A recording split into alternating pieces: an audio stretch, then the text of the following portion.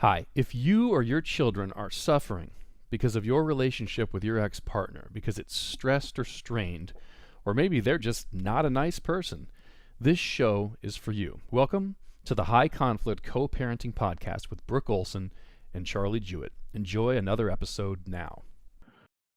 Hey everybody, welcome back to the High Conflict Co-Parenting Podcast with Brook Olson and Charlie Jewett. We are on episode 55, and Brook, today we're going to talk about your three rules, breaking down the sequence of the three rules. Now, in real estate, we've talked about this. The three rules are location, location, location, right?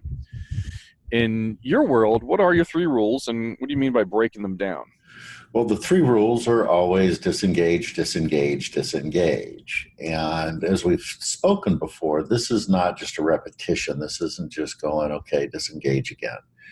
It's a sequencing to it that gives us a direction of what it really feels like to do this. So when we step in to the disengagement, we've been in a pattern of fighting, we've been in a pattern of arguing, we've been in a pattern of engaging in the fight, if you will.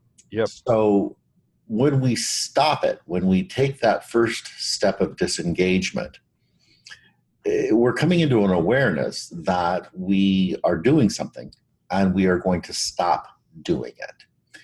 And there's this metacognitive process of looking at what we're doing and how we're doing it and starting to develop a sequence, develop a strategy to stop the process. So the first piece of that is awareness. Okay. And what are we being aware of? Well, the first thing that we're aware of when we stop doing something in a pattern is there's some emotional distress. There is something that's happening in our body that is causing us physical distress. And what we want to start to do is become aware of what that looks like, what that feels like, because those become the indicators of how we start to unplug from it, how we start to create a container that brings us into being able to hold that. And all of this is the first step. So the emotional distress that we're looking at is there's a disorientation.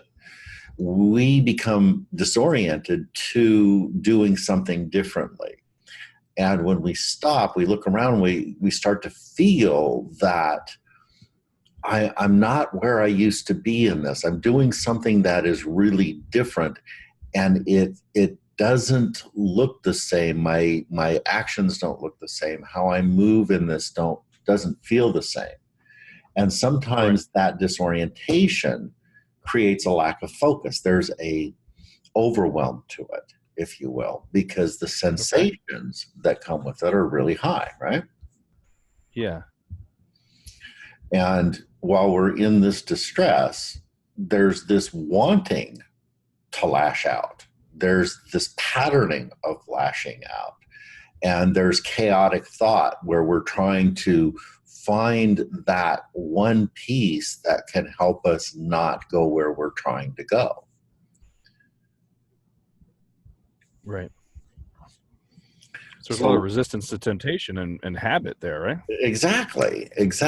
And that resistance has the physical sensations that come along with it. And what we're trying to do here in this conversation is tie in that emotional distress to the physical correlates to it. You know, I'm emotionally distressed and my body is activated. I'm going into that fight, flight sequence, and I'm trying in this first step of disengagement to override the sequence. Okay. And it's a white knuckle job to try to override that sequencing.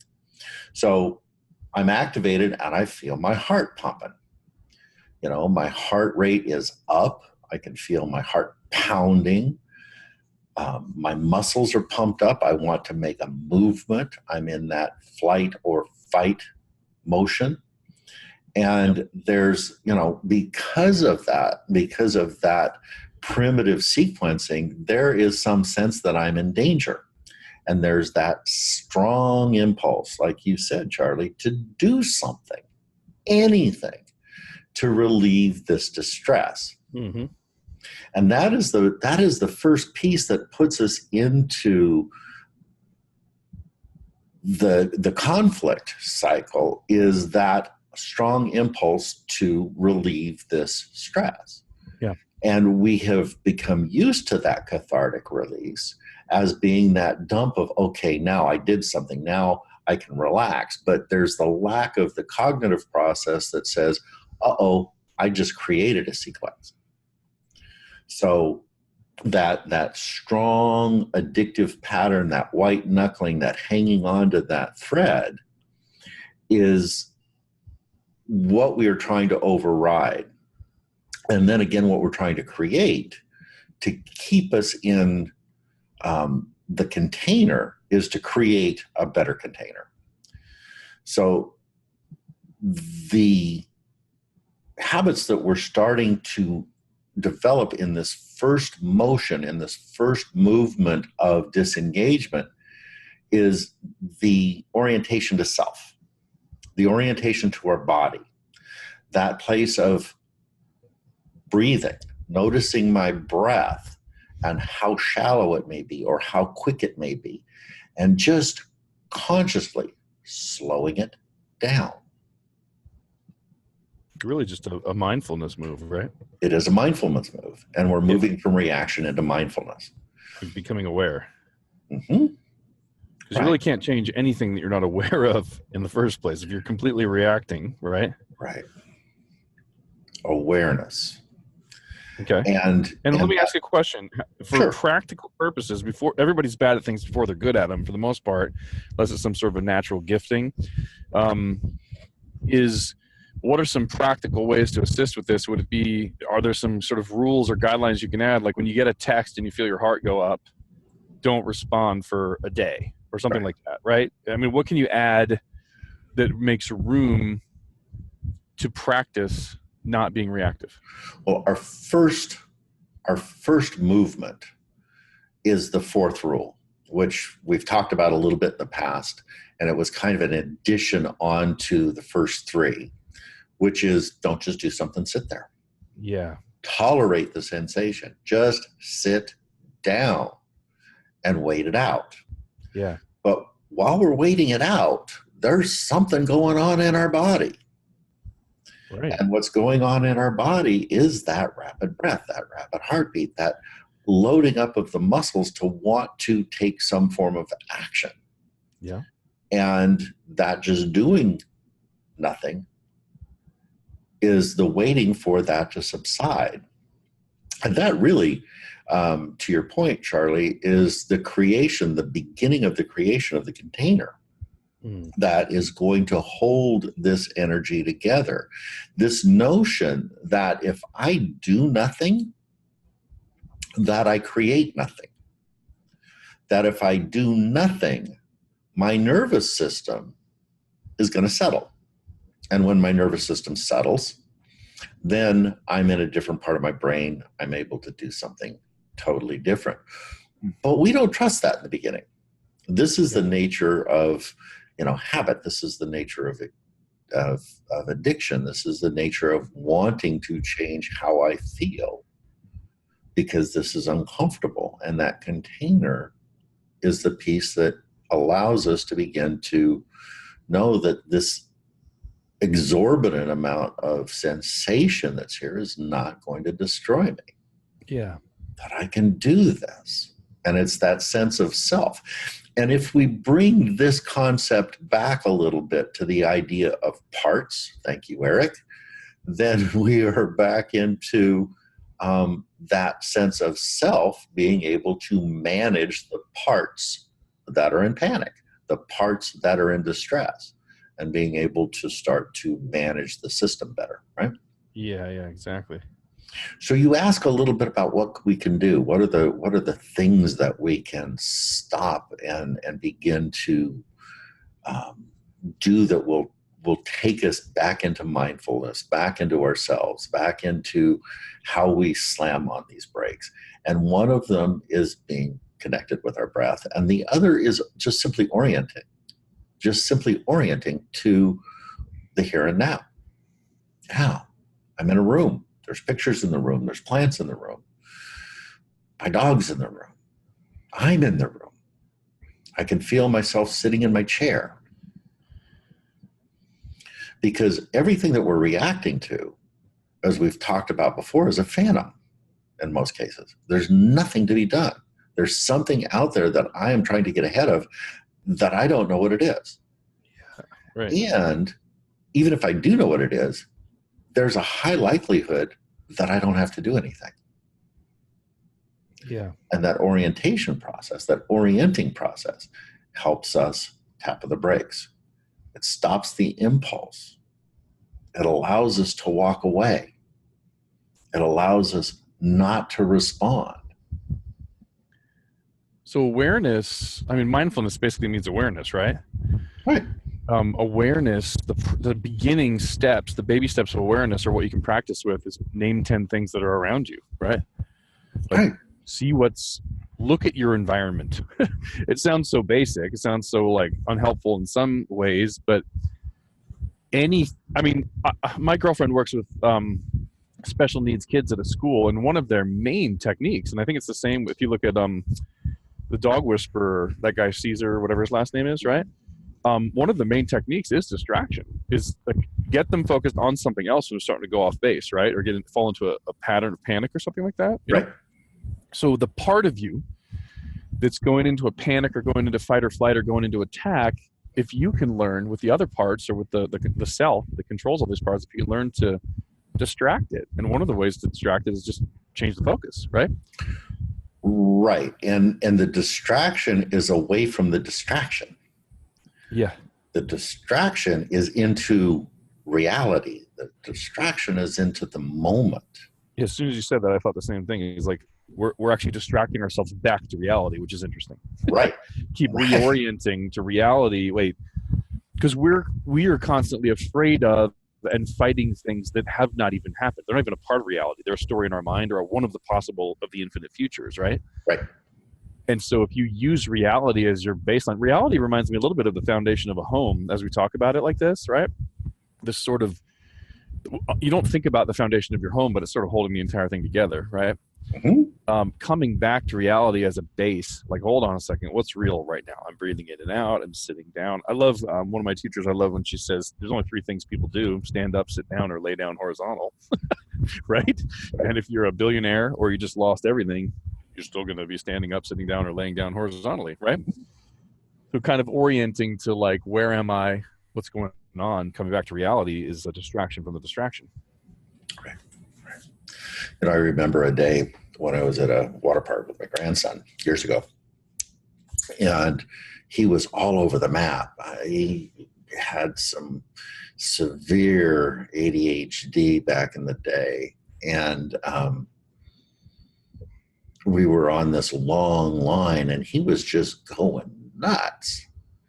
And I stopped him, and I just held him by the hand, and I said, "Hey, Hunter, look out over the field over there and tell me what you see." And he started with the big picture. There's a field. And I said, "What else do you see?" And we started to really come down into the detail of what was in the scenery, right down to bees pollinating flowers.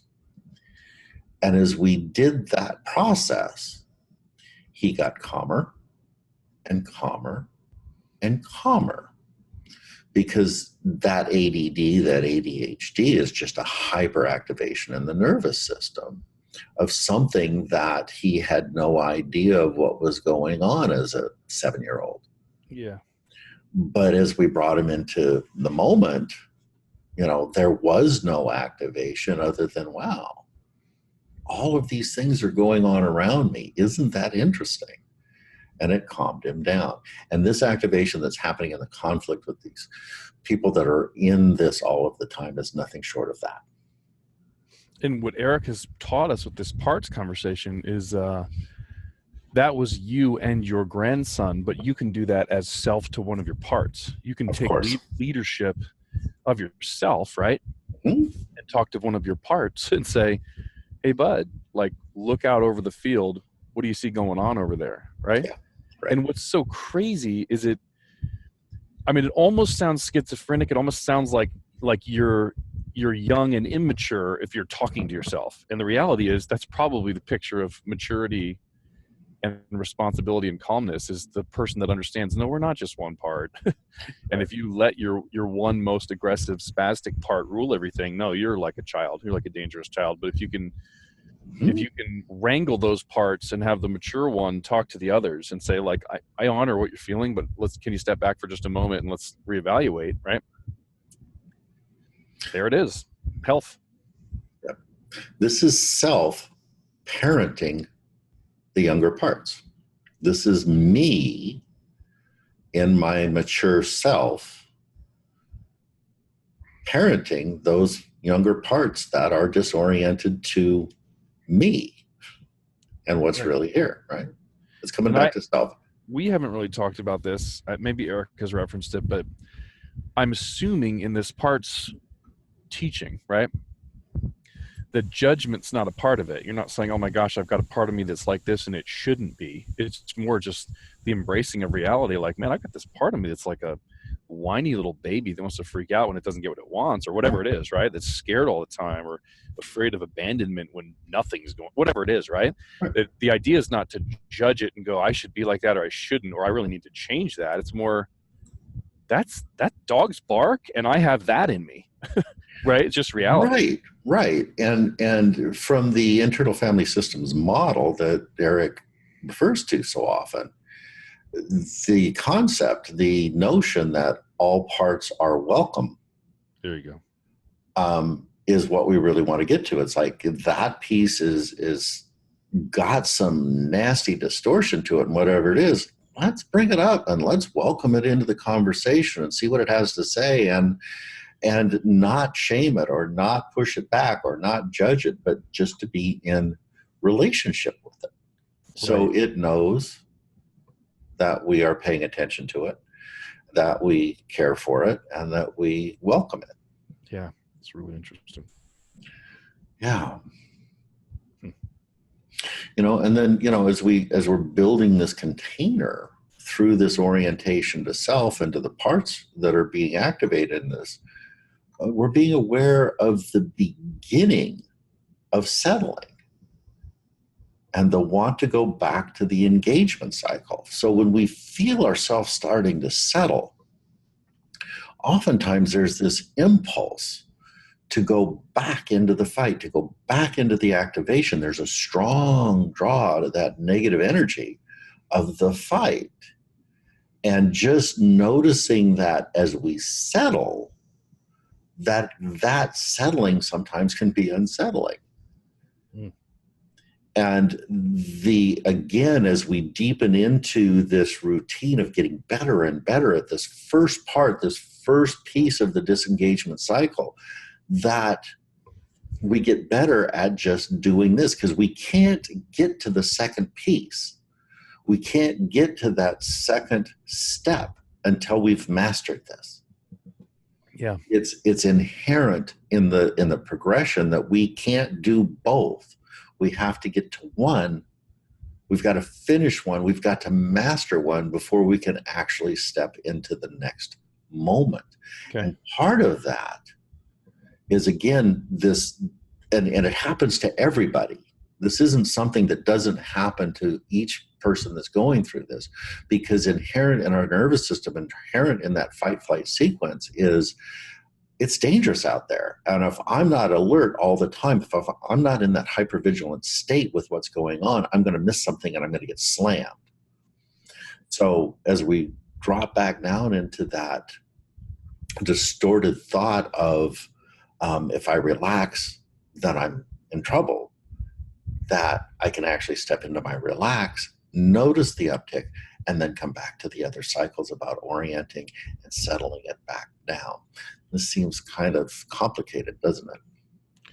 Yeah, I'm just thinking the whole time, it's full when you live in the woods by yourself, right? the fight or flight kind of, I'm going to go into a panic because there's a lion right in front of me. That's like super useful and natural and good. It's a gift, We're just wrestling with the civilized world where most of our interactions are either with other human beings, not dangerous animals, or even worse. I don't know if worse is the right rule, but even further away from the reality of where fight and flight comes from, we're reacting with thoughts and stories, Right. interpretations. It's a maladaptive response to something that inherently in our system is a survival mechanism. Right? Yeah. Yep. Right. So while we're going through this first piece, once we get back to the bottom, we rinse and repeat. We just keep doing this until we've got our chops down with it.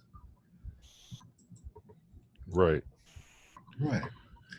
And once we've got that, we're able to go to the next piece, right? So step 2. What's step 2? Well, step 2 is acceptance. Okay. Back to awareness, acceptance, approval. And now we are in the acceptance stage. And the acceptance piece really starts with, yep, my life, this is my situation, and it's not going to change soon. And I have put together from step 1 what I need to help me through this. And within the acceptance piece of this, we've also accepted that our job in this is to do these first pieces, that it's my responsibility to control, to manage my own system. And inherent in that we're not going to change what the other parent does. We don't have the chops for that. We're not God. We're not in control of them. We're not in a place where we can move their attitudes, belief systems, whatever is driving them. Yeah. So we learn to relax into that. Accept it. Right. And, again, this image of going with the river, just flowing, just relaxing into the river, and knowing that the river is in charge of the current, and the river is going to take me where it takes me. Yeah. And it's going to wash me ashore when it's ready. And if I fight it, it's going to drown me. Yeah. Is there, so much of my entrepreneurial training that I've taken has been on, if you're self-employed or an entrepreneur or sort of a self-help type person in the United States, you end up in this thought process of how to create the life you want, right? Mm-hmm. And that's cool. But the more I study now, that all sounds very controlling to me, right? Like I'm looking at reality going, it's not good enough and I need to change it, and coming up with very, very advanced strategies all the way up to like the movie The Secret or whatever. And those might be true, but is there something going on in the United States where some of what we're calling building a beautiful future or creating the life you want is actually fighting reality and trying to be God and be in control? That's a good question. We're all in charge of our own evolution, you've said, right? Right. But also, have we lost some of the trust for reality being good and life is happening for us, and we can kind of go with the river because it's going somewhere good? Right. Well, I think the river's going where the river's going, and the dualistic thought of good and bad is where we get into trouble. Yeah. And the notion that, we have to have effort, we have to engage in our life, we have to take action in certain directions, is part of how we open the doors to what comes next. But what comes next, we don't know. There's ups, there's downs, there's crests, there's valleys. And when we watch what is rather than what we think is good or bad, then everything levels out a little bit. Right. And this notion of we can't sit in our life and do nothing, right? Yeah. But when we take action, it's thought out action, and then we release it to go where it's going to go. Yeah. So I think that's more of the the notion of just being in the flow of life. Yeah, as you're talking about that in picture, like I love when you brought up the dualistic, because I say trust the river's going where good, and you said the dualistic idea of good and bad is part of the issue. The river's going where it's going, right? Right. So how do you enjoy life? Let the river go where it goes, but lay back on the raft and look at the beautiful sky, right? And enjoy the rapids. Like, enjoy the rapids, and then when it's calm, take a nap, right? And then when you find a fishing pole and you're hungry, try to fish. But like the joy is found in not deciding where the river goes and saying what's good or bad, but seeing where it goes and being on it and being aware and holding hands with the person next to you, perhaps, right? And watching the scenery as it goes by. Yeah, because it is being present for it. Beautiful. Like, this is a beautiful place that we live. It's amazing, and I don't know where it came from, right? It's just beautiful. Right. Awesome. Nice imagery. Yeah, really cool. So again, back to this place of not being able to change, what the other parent does. They do what they do, and they're creating their own outcomes. They're creating their own pathway to wherever they're headed on their journey in the river, and it's not our job. It's our job to pay attention to ourselves. So setting the structure for our own stability, and the structure for our stability and that of our children is aiming at the future. That's not being stuck in the past, what somebody else has done or what's happened to us. It's like, what are we creating moving forward? Back to the idea of karma. And we're going to have some more conversations about this in podcasts to come soon, as I'm creating those structures, aiming at the future, right? Mm-hmm. Yep. But relationship with the kids, that's our structure. That's what we're heading to, and returning to that focus, returning to the focus on what we're doing and our relationship with our children frequently. Being big picture oriented, not getting down into the nuts and bolts of what we're stuck in terms of going to court or dealing with the attorneys or the battle that's going on with our other parent, but being in the big picture of, this is what you and I were just talking about, being present for the flow of life and creating the pieces that we want to create, headed into, again, the future. Yeah. And then going back and learning how to navigate step one as you move into acceptance.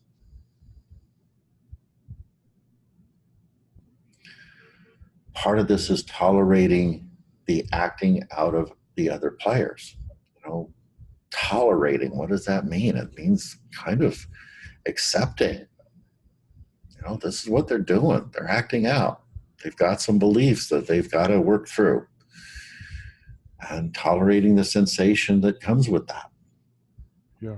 And then learning how to pendulate between the dualistic thinking of blame and victimhood and personal power and potency.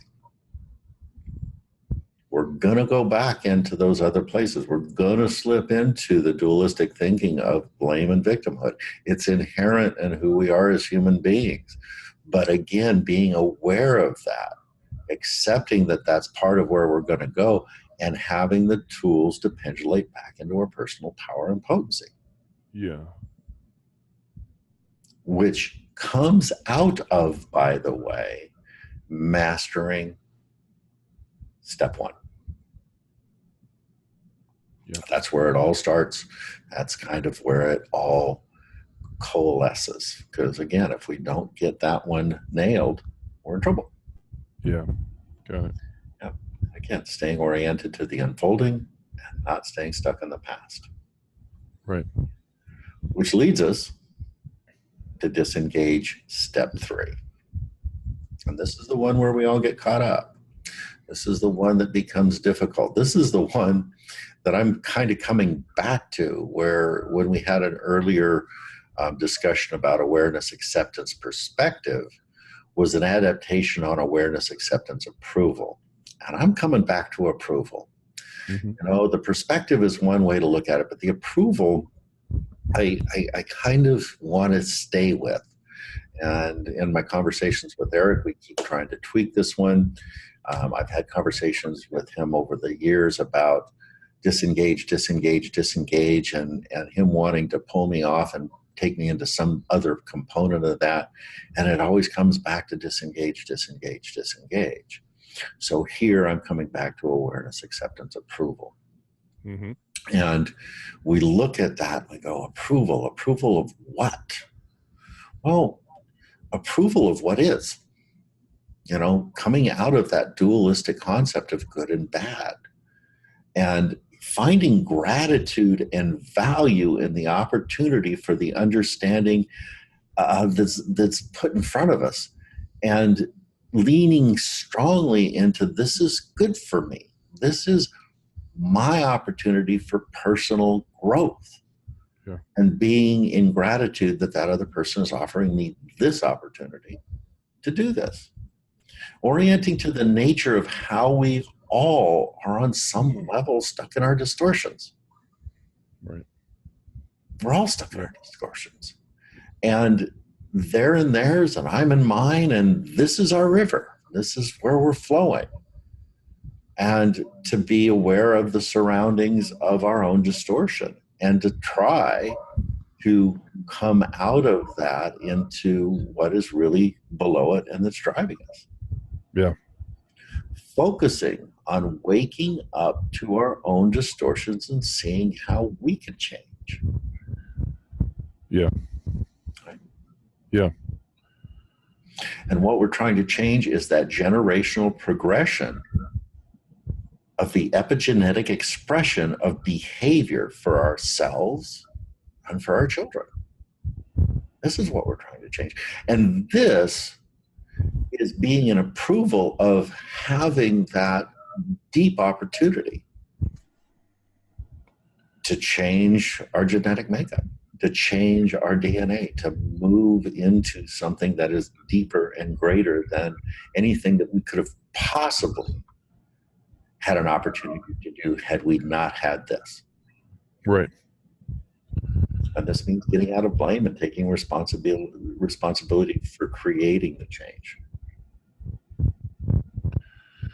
So without being dualistic and saying like this is good for me, what language do you use? You say this is health, or this is downriver, instead of fighting. You know what I'm saying? Because I keep wanting to think, well, embrace that this life is good and that this is good for you, right? But that's sort of dualistic language. Right. So I've told this story before, but I'll bring it back since we're using the river analogy again. Mm-hmm. My girlfriend tells a story of being on a rafting trip and of getting pitched out of the raft in the rapids and feeling like she was going to die, feeling like she was going to drown, and coming into awareness of that. And her being a deeply spiritual person and believing in reincarnation, going, I don't want to come back, being in panic of death. And she had that thought while she's being beat against the rocks and coming through the rapids. And she said, instead, I'm going to pretend this is an e-ticket at Disneyland and I'm going to have some fun. And if it kills me, it kills me. But if it doesn't, woohoo. And she relaxed. Mm-hmm. And the rapids spit her out. And she was bruised and banged around, but she was alive. And that is being an approval, isn't it? Yeah. This is where I'm at. Let's have some fun. And that doesn't mean that there wasn't pain and there wasn't a lot of sensation. Right. But it was embracing of it, of not being in resistance to it. Right. And there are some sports where pain is a very big part of it. And the person participating, like pain doesn't mean non-enjoyment, right? It would be, you'd have to be resistant to the pain and judge it and go, it shouldn't be this way. Like when you say she relaxed and ended up with some bruises and stuff, but she's like, this is an amazing ride, right? Right. Huh. So I Nice. hope everybody's enjoyed this one. And this is not a podcast to listen to once. This is a podcast to listen to over and over, because the 3 rules are not just disengage, disengage, disengage. And oftentimes when I talk to people that have listened to my podcast, that have taken the classes, that have gone through the program, they're just kind of in this, oh yeah, disengage, disengage, disengage. And no, it's not just that. I don't even think I really realized is like disengage, disengage, disengage lines up with these 3 other things I've heard you say over time, right? Right. Which is, well, let's go back and look at awareness, acceptance, approval. So I thought of disengage, disengage, disengage as like you're just reiterating it because it's very important, right? Right. But you're actually talking about stage 1, stage 2, stage 3, or like basic disengagement, medium, and then advanced level, right? It's a progression. That's awesome. That's awesome. Thank you. Yeah, you're welcome. And again, I hope everybody really enjoys this. We're going to come back next week. We're going to be in our next episode 56. We're going to talk about the notion that what they do means nothing, and what you do means everything. Awesome. Until Awesome. next week. Thank you, everybody. Yeah, thanks, Brook. All right, everybody, this has been episode 55, breaking down the sequence of the 3 rules: disengage, disengage, disengage. It's not just a reiteration. It's actually a process: awareness, acceptance, and approval. And so listen to this one over and over and over again until you get it, and then live some of your life, and then you'll probably have to listen again. We'll see you guys next week. Bye-bye. Brooke, people don't have to wait until Friday mornings to get more content. If this is something that's helpful for them, right? This isn't the first time you've broadcast anything or recorded anything or put anything out there in the world. What are the other ways people can get the help more aggressively or speed up their recovery process? What materials are available for people right now? Well, I've written a book called The Black Hole of High Conflict, and it's available on Amazon and Kindle. Great. And everything that we're talking about is really compressed and put into there. So this is a really good starter place to get in and get your mind working and to see what these concepts are about and how to start to apply them. The other place that I think that is valuable is to go to our website and look at some of the blog articles that I've written. Those are available there as well. They go into some of these other arenas, and that's at www.highconflict.net. So the book, the website are also really good places to get the material. And also we have classes. We have high conflict diversion program classes that you can get into and get some one-on-one help with this as well. And you know me, I'm aggressive. Whatever I want to become good at or learn, I find someone who's good at it and pay them and hire them and shorten my learning curve. What if somebody just wants your help? Somebody says, Brooke has this information. He's good at something I'm not good at yet, and I want to work with him. Do you have any type of coaching or consultations or anything like that? Absolutely, I do. I do one-on-one coaching for custody cases. I help people get ready for family court services. If you've got that in your community, I work with attorneys and clients to help them with managing and strategically setting them up to have more successful cases as well. And how do they reach out? You want them to just go to the website or email or phone, or what's the best way for them to reach out, raise their hand, and say, I need some help? They can email me. My direct email is brook@highconflict.net. That's BROOK at highconflict, HIGH, conflict.net. Perfect. That's everything everybody would need to get some help, right? Absolutely. Thank you, Brooke.